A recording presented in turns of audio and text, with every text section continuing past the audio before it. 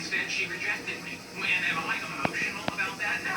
No, I am sitting here on the couch talking about my favorite TV character like nothing happened. Because I am just like him, all logical, all the time. Because when I speak at a regular volume, no one seems to believe me that I put this Amy nonsense behind me.